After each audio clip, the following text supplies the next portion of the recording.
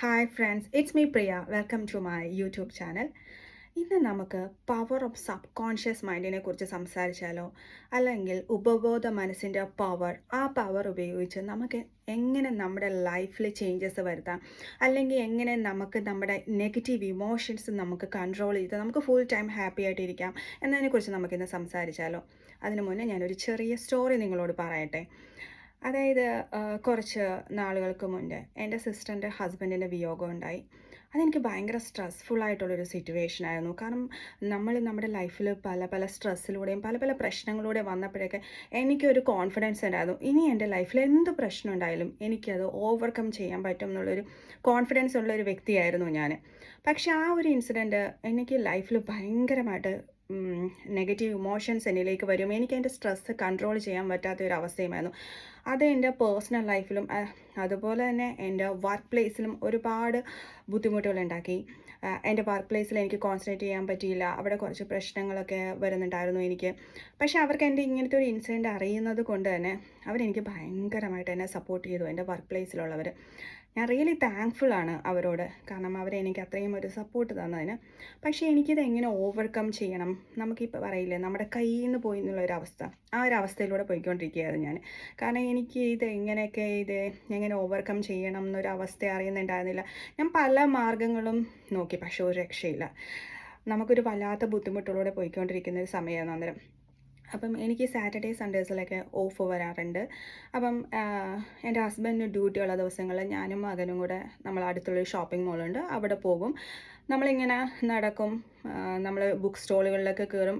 നമുക്കത് ഭയങ്കര എൻജോയ്മെൻ്റ് ആയിരുന്നു അത്. അപ്പോൾ അങ്ങനെ ഞങ്ങൾ പോയൊരു ദിവസമാണ്. ഞങ്ങൾക്ക് റാൻഡമായിട്ട് എനിക്ക് കിട്ടിയൊരു പുസ്തകമാണ് ജോസഫ് മുർഫിയുടെ the power of subconscious mind എന്ന് പറയുന്നത്. ഞാനത് വാങ്ങിച്ചു, ഞാനത് വായിച്ചു. ഞാൻ പിന്നെ നമ്മുടെ ഈ സബ് കോൺഷ്യസ് മൈൻഡ് കൊണ്ട് നമ്മുടെ ലൈഫിൽ എന്തൊക്കെ ചേഞ്ചസ് വരുത്താം എന്നുള്ളതൊക്കെ ഞാൻ എന്നിൽ തന്നെ ഇംപ്ലിമെൻറ്റ് ചെയ്തു. ഞാൻ അതിനെക്കുറിച്ച് ഒരുപാട് റെഫറൻസുകൾ നടത്തി. എനിക്ക് ഭയങ്കരമായിട്ട് ചേഞ്ചസ് എനിക്ക് തന്നെ ഫീൽ ചെയ്യാൻ തുടങ്ങി. കാരണം ഞാൻ ഫുൾ ടൈം ഹാപ്പി ആകുന്നുണ്ടായിരുന്നു. അതുകൊണ്ട് തന്നെ നെഗറ്റീവ് ഇമോഷൻസ് എന്നെ അഫക്റ്റ് ചെയ്യുന്നുണ്ടായിരുന്നില്ല. പക്ഷേ ഇത് എന്നിൽ മാത്രം കാണുന്നതാണോ അതോ ബാക്കിയുള്ളവരിലേക്കും എനിക്കിത് എത്തിക്കാൻ പറ്റുമോ എന്നുള്ളതിൻ്റെ ശ്രമം ഞാൻ സ്റ്റാർട്ട് ചെയ്തു.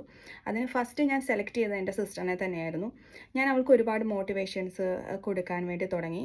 അപ്പം ഞാൻ അമ്മയോട് ചോദിക്കും, അവൾക്ക് എന്തെങ്കിലും മാറ്റങ്ങൾ വരുന്നുണ്ടോ എന്ന് ചോദിക്കുമ്പോൾ അമ്മ ആദ്യമൊക്കെ പറയേ ഇല്ല, ഒരു മാറ്റങ്ങളും വരുന്നില്ല ആൾക്കെന്ന് പറയും. ഓക്കെ, ഞാൻ വീണ്ടും ശ്രമിച്ചുകൊണ്ടേയിരുന്നു. വീണ്ടും ഞാൻ അമ്മയോട് ചോദിക്കും, അവൾക്ക് എന്തെങ്കിലും മാറ്റങ്ങൾ വരുന്നുണ്ടോ? അപ്പോൾ അമ്മ എന്നോട് പറഞ്ഞു, അവൾക്ക് മാറ്റങ്ങൾ വരുന്നുണ്ട് എന്ന്. അപ്പോൾ എനിക്ക് ഭയങ്കര കോൺഫിഡൻസ്. ഓക്കെ, അപ്പം ഞാൻ ചെയ്യുന്നത് കറക്റ്റാണ്. അപ്പം ഞാൻ മൂലം ഒരാൾക്ക് ഒരു മാറ്റം വരുന്നുണ്ട് എന്നുള്ളത് എനിക്ക് ഭയങ്കര ഹാപ്പിനെസ് ആയിരുന്നു. കാരണം നമുക്ക് മറ്റുള്ളവരിൽ ഒരു മാറ്റം വരുത്താൻ പറ്റും. കാരണം ഇങ്ങനെ ട്രോമയിലൂടെ പോകുമ്പോൾ അത് മറ്റൊരാൾക്കൊരു മാറ്റം വരുത്താൻ പറ്റും എന്നുള്ളതൊരു ഭയങ്കര കോൺഫിഡൻസ് തരുന്ന ഒരു കാര്യമായിരുന്നു. പക്ഷെ അത് എനിക്കറിയാം, നമ്മുടെ ഈ ലോകത്തിൽ ഒരുപാട് ആൾക്കാർ ഇതുപോലെ സ്ട്രെസ്സിലൂടെയും പല പല വിഷമങ്ങളിലൂടെയും പോകുന്നുണ്ട്.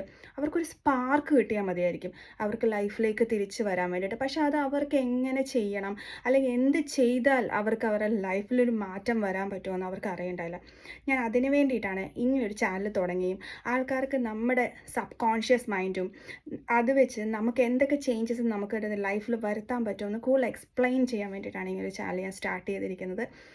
ഇനിയും നിങ്ങൾക്ക് എൻ്റെ പുതിയ പുതിയ വീഡിയോസുമായിട്ട് കാണാം. അതിലൂടെ ഞാൻ നിങ്ങൾക്ക് ഓരോരോ സ്റ്റെപ്സും എന്തൊക്കെ ടെക്നിക്സുകൾ ഉപയോഗിച്ച് നമുക്ക് നമ്മുടെ നെഗറ്റീവ് ഇമോഷൻസിനെ മാറ്റാമെന്നും നമുക്ക് ഫുൾ ടൈം ഹാപ്പി ആയിട്ടിരിക്കാമെന്നും ഞാൻ നിങ്ങൾക്ക് പറഞ്ഞു തരാം.